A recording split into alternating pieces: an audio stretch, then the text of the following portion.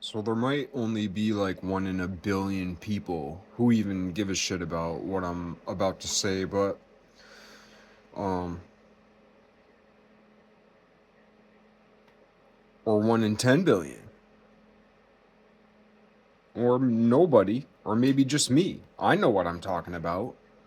It's not that anything that I'm going to talk about is like profound or anything. It's like really easy to understand.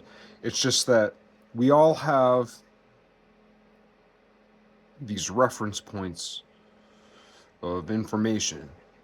You know, I've read this, I've watched this, I've seen this, I've been exposed to this idea, I've talked to a friend about something, and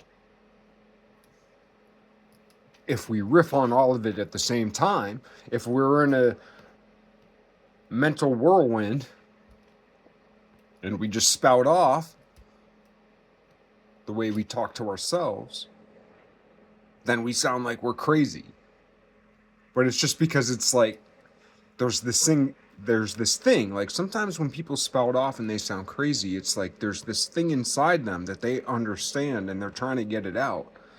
And the great communicators are able to like paint these big pictures, these vistas, and they're able, because they understand like whatever idea I'm trying to express, it's like this. However, what informs it is the structures of packed spheres, right?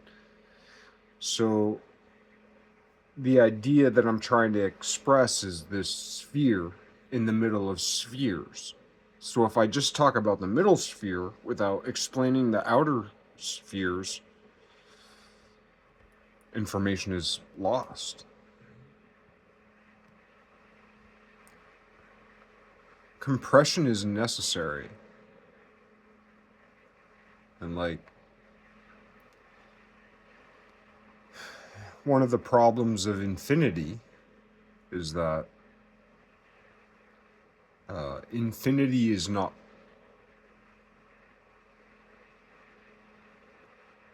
practical ubiquitously.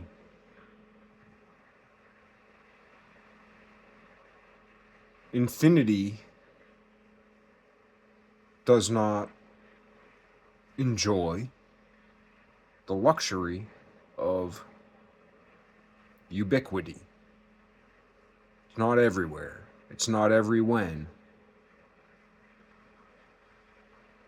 Infinity, or principles of infinity, can be executed in certain areas up to a point or a horizon line. Infinite processes truncate at a horizon line. Otherwise, we wouldn't be here.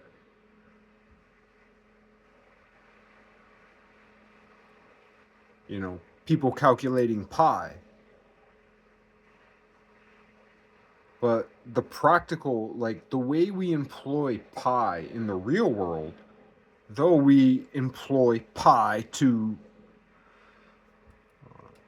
many, what's that mean? Three is many. Well, no, three isn't quite many. Three is a few. Two is a couple. Many, what, 10? 1,000? A million? Many explodes. It blooms at first. An explosive bloom. Very quick, elegant, and beautiful.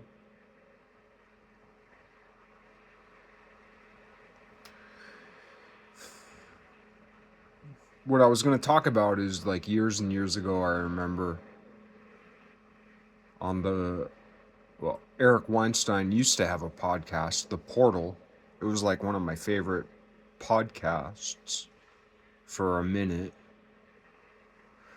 And there was this philosophy professor, this woman who came on. I can't remember her name, I'm sorry, but if you look up Eric Weinstein, The Portal, I can't remember how many years ago it was. The last 5 years have gone by really. I feel like for me, I feel like the last 5 years are like a year. So it was probably like 7 years ago that Eric Weinstein, but it might have been 4 years ago. I can't remember. Eric Weinstein had this philosopher lady on his podcast, The Portal. And I loved his quote about his Portal podcast. Or maybe it was someone else who said it. Yeah, maybe it was someone else who said it. And I'm just coupling the references together. Like, if you can't be the portal, or if you can't find the portal, be the portal. Which is like transforming your soul into a black hole, or transforming your soul into a sun. They're both life-giving. See, that's one of the interesting things about astrology, is that we have figured. It took a long time for humanity to really pin down the importance of the sun, photosynthesis, vitamin D. The sun interacts with all life, gives life to all life. Life giver, But we haven't figured out the way that the black hole in the middle of the Milky Way, which we don't have a name for, might as well be called Mary. Think about that. Because we always think of the solar and the lunar, the sun and the moon, but the black hole is the third part of the equation. The Trinity, right? If that Trinity didn't exist, right, who's the real life giver? We don't know that there's another solar system so beautiful as our solar system. We don't know what else exists. So far as we know, for sure, like if the whole world took a vote, like, what is the greatest thing in this world you can put your finger upon? You. Or maybe someone you know. Unfortunately, I don't have someone else here to touch fingers with, but I'll pretend this is someone else's finger. Wait, can't be like that about it. Way to go! Way to go! Like we are the greatest thing that we know of that we can all agree upon, kind of. Because of our capacity for love. And we can say, oh, we're so hateful. No. It's kind of like when, Joe Rogan, he always calls the ocean murder soup. That is one of the most perfect names of all time. I also like how he named himself Dragon Believer. That's a really good term. It reminds me of like the connection between Theo Von and Joe Rogan. Like when he embraces the term Dragon Believer from that lady. And when he calls the ocean murder soup. I think that's the best quote of Joe Rogan. The ocean is murder soup. That's a paraphrased quote, but I'm sure he said it that way at least once because he's referenced it so many times. The ocean is murder soup. Well, yet, the ocean is murder soup. I'm terrified of the ocean. I'm terrified of the mountains. I'm terrified to walk out of my front fucking door. However,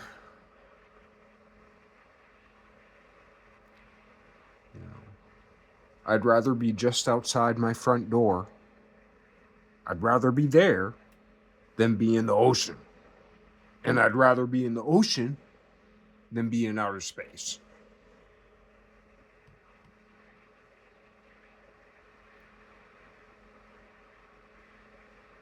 But anyway, that philosopher Eric Weinstein had on his podcast years ago. They were talking about Parmenides for a minute. And I'd never really... I think it was Parmenides. It is. The Parmenidean. It is. So according to this lady, and I could be butchering this, but even if I'm getting it wrong in my retelling, like there's some kernel of truth there, otherwise I wouldn't have remembered it. But like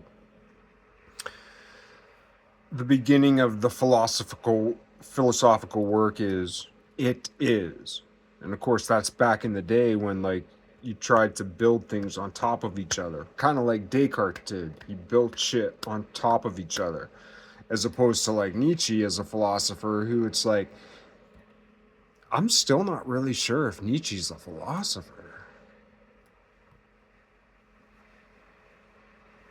The most unfortunate thing about Nietzsche is because he didn't write like Parmenides wrote, he opened the door for people like Camus. When I was a young man, Foucault. When I was a young man, I thought because I was kind of tracing along, because Nietzsche had referenced Pascal, and Nietzsche sometimes wrote in aphorisms, and Pascal is essentially kind of like I wouldn't say he's the father of aphoristic. I wouldn't say he's the father of aphoristic text, but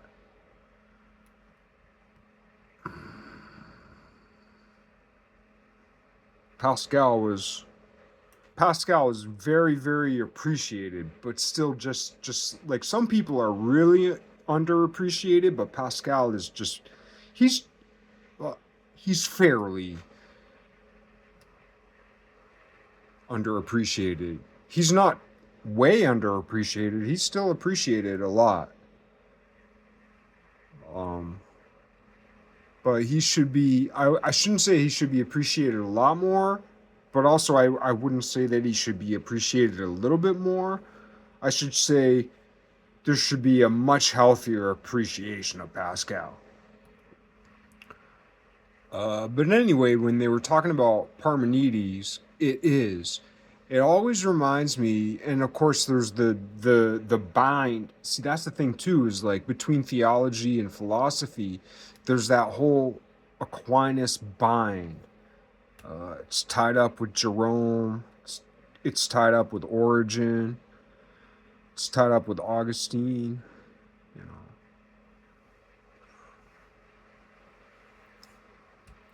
Yet, well, in my humble opinion, Greek philosophy died with the misnomered Neoplatonists, Plotinus, specifically to me, Iamblichus in writing, and mythically Hypatia, only mythically because of her lost works. I wouldn't say I have a belief, nor do I have a faith, but I do have a hope. And I'm using those words very, very deliberately. I do have a hope that in the same way archaeology has found lost works, in the same way that archaeology has found lost works,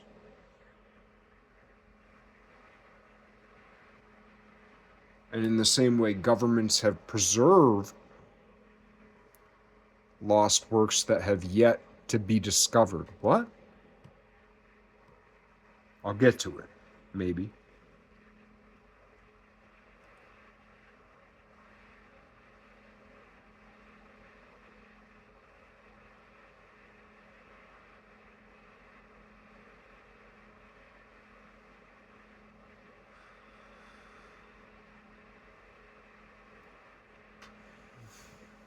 I have a hope that creeps up on faith.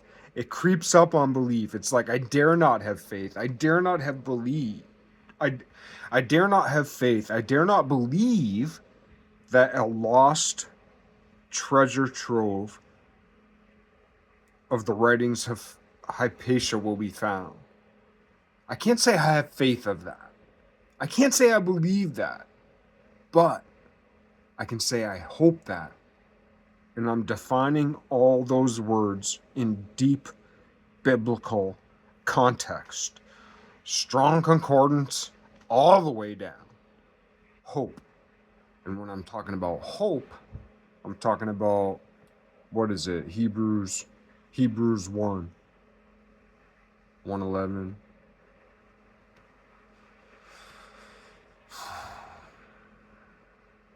What is it? Faith is the substance of things hoped for. Take that little sentence and dissect it with theology and philosophy, with the history and philosophy of science.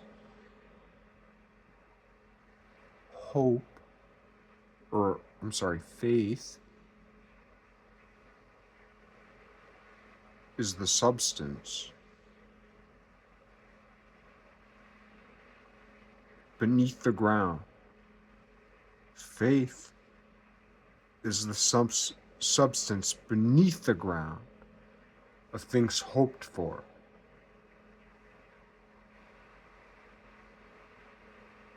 The future that has not yet come. But anyway, what I was thinking about the Parmenidean, it is like, what a great statement. And in one sense, it's the exact same thing as like Genesis 1, 2, whatever, 1, 1, 2, 1 something. In the beginning, it is doesn't have a beginning. In the beginning, it didn't say what. How is it translated? Like it didn't say God created the heaven and the earth. It was like God separate. Well, go to the source.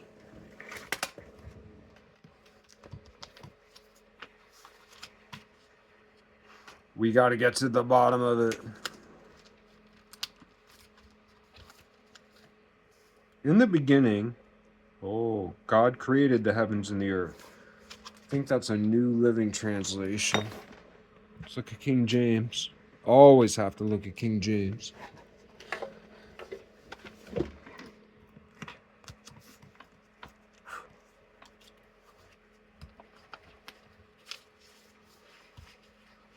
In the beginning, God created heaven and earth.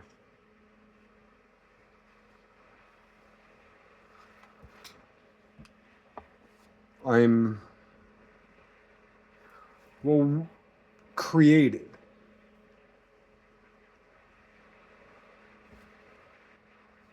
What do we mean by create? I feel like there's a translation somewhere that God separated the heaven from the earth, or maybe I'm just thinking of a different Bible verse. Like, I'm not a scholar, so it's like I read Apocrypha, but I also read different translations of the Bible. And like 90, I wouldn't even say 95 or 99% of the different translations of the Bible like I wouldn't say like among them there's like 90% agreement. I'd say there's like 82% agreement, because like a lot of it will be the same, but then you'll one verse, and it's like from book to book, from this book to this book, like most of it's pretty much almost exactly the same.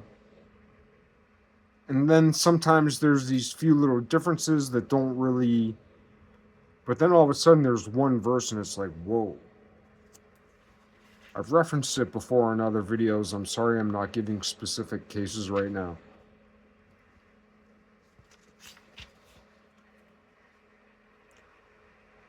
But anyway, everybody's so used to hearing that in the beginning because, you know, you watch some little kid, stupid fucking Jesus, Jesus, Jesus video. In the beginning, God created heaven and the earth.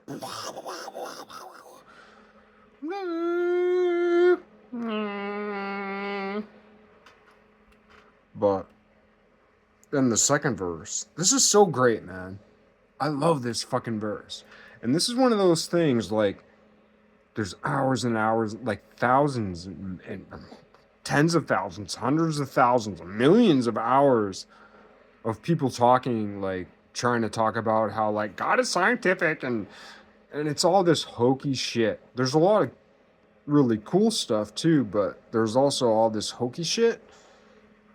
But like what's so great about this, Genesis 1, 2, it's like the second sentence.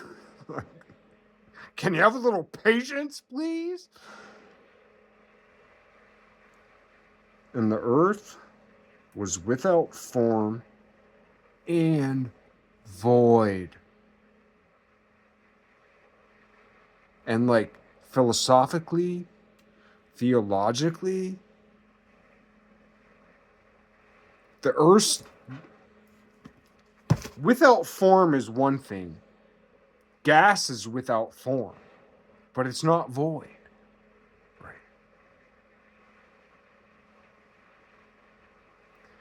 And what's also interesting, because we never think of void having form.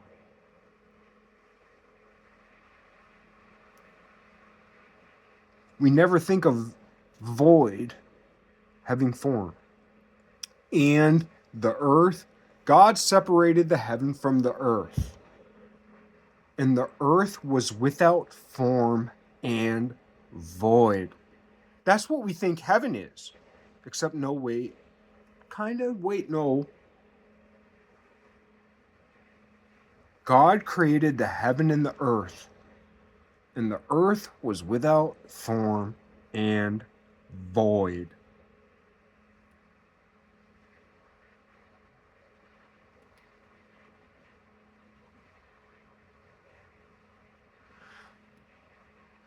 If it had just said the earth was without form, that would have already been that would have been a tongue twister. That would have been a mind bender, right? But it didn't say just that the earth was without form. It said the earth was without form and void when God created the earth. Excuse me?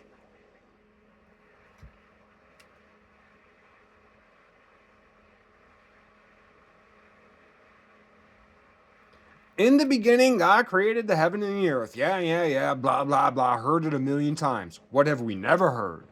The second sentence! And the earth was without form and void. The most poetic sentence ever uttered. The most poetic words ever written. God created the heaven and the earth. And we feel like we know what earth is.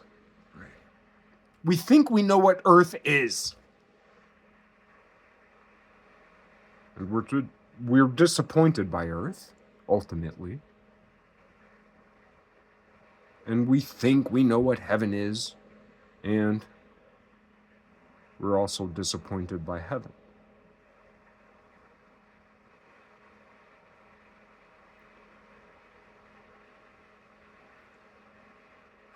And we already know intuitively or through enculturation, like we already know that heaven is ethereal compared to the concretiousness of life, right?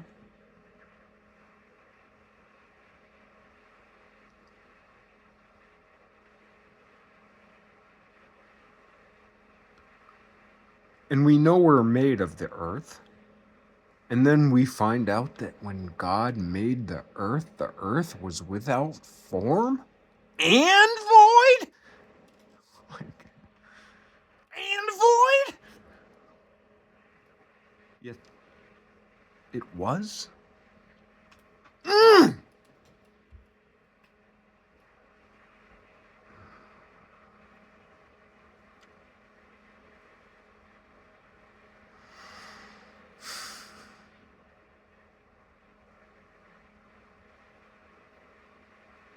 In the beginning,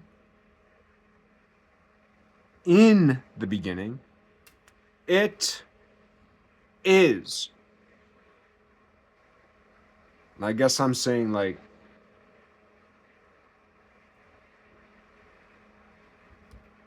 that can be expanded to in the beginning.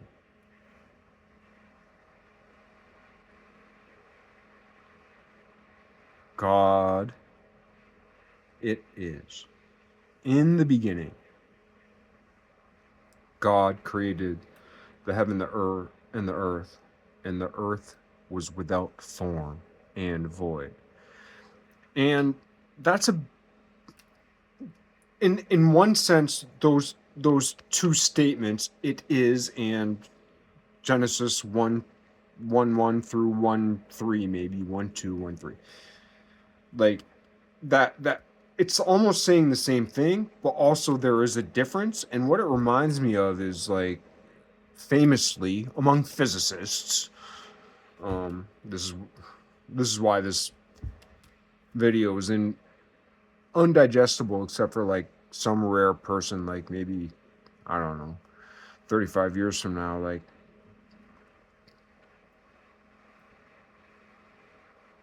there was this famous disagreement between Neil Turok. Neil Turok was the head of the Perimeter Institute.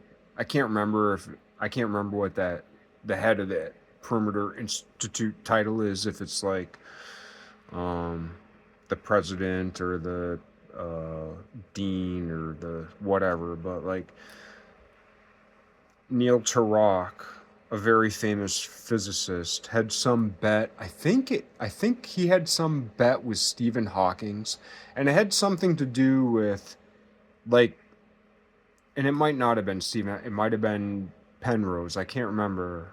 I feel like Penrose is a little bit more on the Neil Turok side than the Stephen Hawking side, but I could be mixing that up because I'm just a lay person. I'm a house painter, and I peripherally enjoy this content. But I remember there was some disagreement between Neil Turok and somebody about, I believe Neil Turok, at least at that time, didn't believe in necessarily the Big Bang as such, where it's like, I kind of think, I kind of think what Neil Turok was standing up against. I love him, and I love.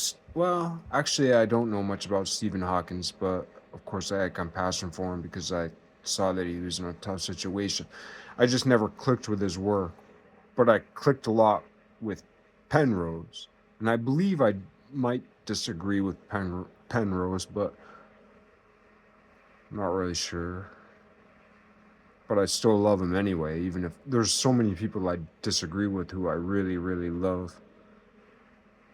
Um, and I disagree with Neil Turok also, and I just think he's such a beautiful man. But uh, yeah, because of course too, the Big Bang was originated, like, it was a Catholic priest who came up with the Big Bang, and it's still pretty much what's most accepted. But some people feel like the Big Bang is more like universes kind of come in and out of each other, but like it's like everything comes into existence all at once versus from like a central point. I find that problematic because I find infinity problematic. Spheres, and essentially, well, spheres are the most efficient form, and arguably, in a purely mathematical world, it seems as though tetrahedra, as the inverse of a sphere, because a sphere is a volume with infinite sides, and a tetrahedron is a volume with the least amount of sides. So, like, the smallest volume is a tetrahedron, and the other, or the simplest volume is a tetrahedron, and the simplest volume is a sphere. You can't have less sides than a tetrahedron and still be a volume, and you can't have more sides than a sphere and be a volume in 3 dimensions, which is what we know. I don't know how to translate that. In my mind, there's 2 kinds of 4 dimensions. There's like the 2 by 2, and then there's the 3 by 1.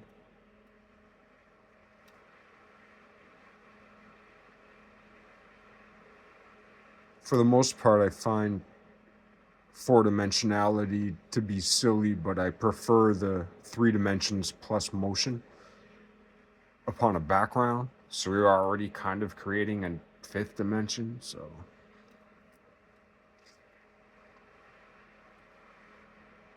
the 6th-dimensional construct so far to me has resonated most, but I could be wrong about that. I'm a house painter, for crying out loud.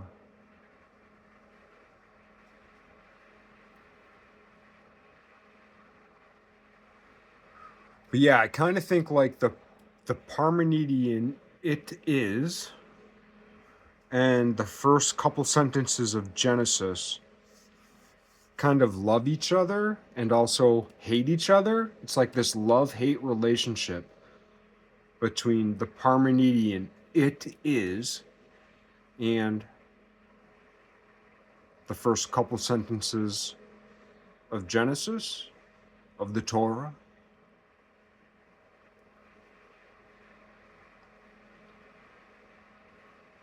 It's a love-hate. It's not a love, and it's not a hate. It's a love-hate. And strangely enough, it's like, maybe I'm having a revelation at this very moment. Like, love-hate relationships actually hold the world together.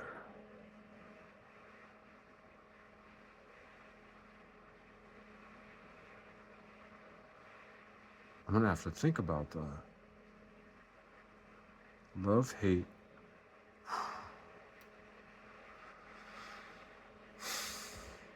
Because you're bringing your hate to the surface, but you still love.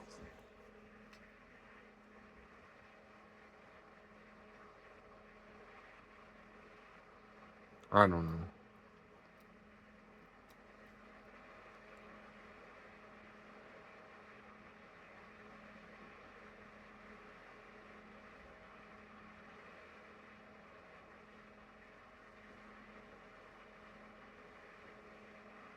But yeah, that Parmenides, "it is" like a defining statement. Kind of like what was the Descartes thing, cogito ergo sum. The thing I always think about that, like, I took 4 years of Latin, and after the first year, I didn't know what the fuck I was doing. And I failed my 4th year, so I really only have 3 years of Latin, and my 4th year was just kind of like, yeah, whatever.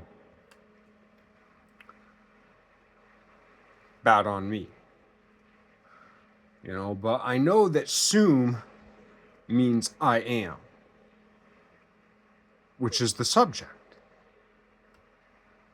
And I can't remember all my declinations and conjugations.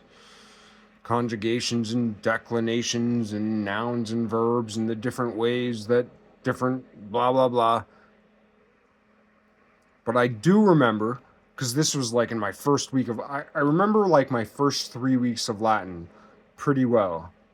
Caecilius est pater, Matilla est mater. What was it? Filius. So and so was Filius. Well, like, sum is I am. So it's like, I think, therefore I am, but why isn't it I am, therefore I think? Because typically in Latin sentences, like in English, if I'm talking about myself, I say I at the beginning of the sentence. I went to the store, you know. But in Latin, it's more typically went to the store, I. Or I'm kind of getting that wrong, but like in Latin, you put, if you're saying like I am strong, you'd be like, in Latin, it's more like strong, I am.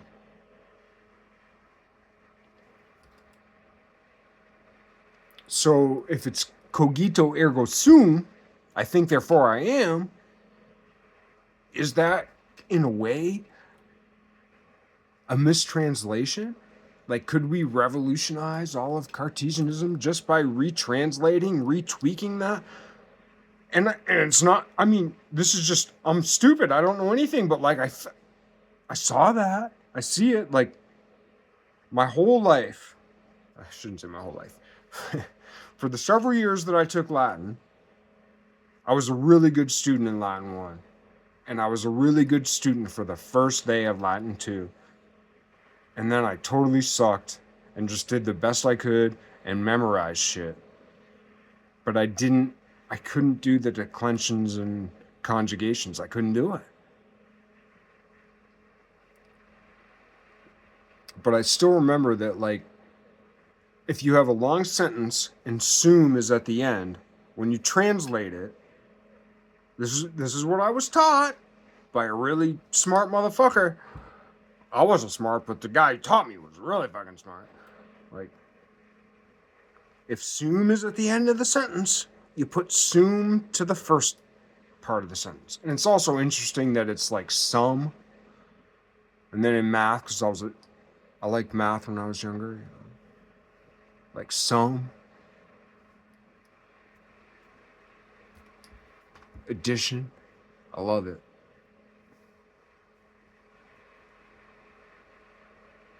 Sum. Sum. Sum in English can be spelled S-U-M, but S-U-M in Latin is pronounced sum. But you can also spell in English some, S-O-M-E, and in English, if you spelled the word sum, you'd spell it S-O-O-M. I love how that all plays. I love it.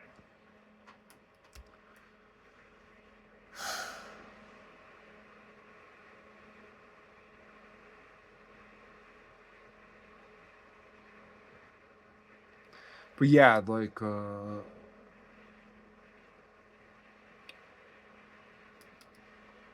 it's kind of like in physics right now, there's this conversation. I actually think it's all already worked out in underground bunkers, so to speak. That's my favorite word for it, in underground bunkers, beneath the underground, all the way down. Which is a little bit like having a secret starbase in the sweet spot behind the moon or something. Like somewhere there's a place nobody can get to, where the 5 smartest motherfuckers who were ever born are crunching all the numbers, have it all figured out, and got this shit locked down. Archangel motherfuckers, you know.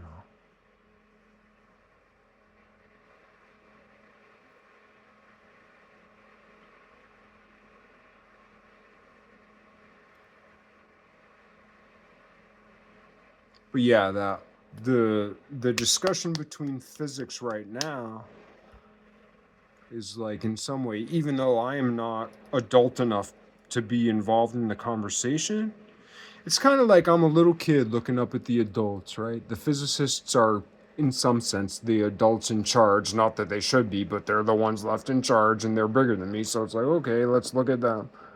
And it's like, I'm a little kid, but do you remember being a little kid watching two adults talk and being like, these guys are bullshit? And then you grew up and you were right? Now, sometimes you grew up and you were wrong.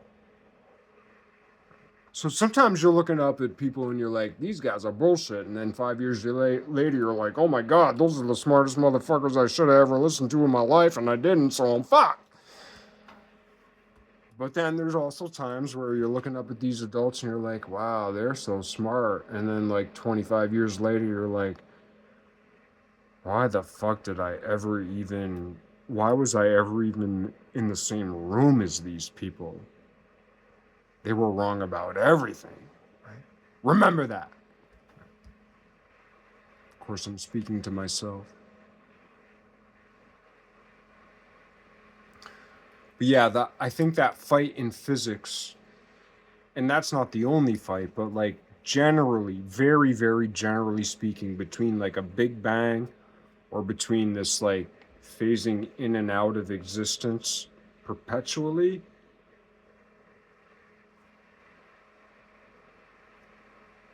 I actually think it's in some way not a hybrid, not a Hegelian dialectic augmentation. I think essentially it's a Big Bang, but I kind of see it as like the waves that come out first get usurped by waves that come out after that are faster, but then both of them get usurped by other waves that are even faster. Like this effervescence.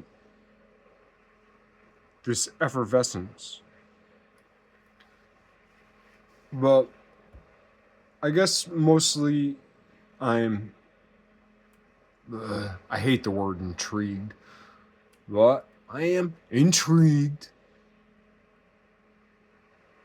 by the poetry of that line. And if you believe, you're a believer, right? Or not. Maybe you're a doubter. Believers got to stop hating the doubters because Christ called the doubters. To be a doubter is to be engaged.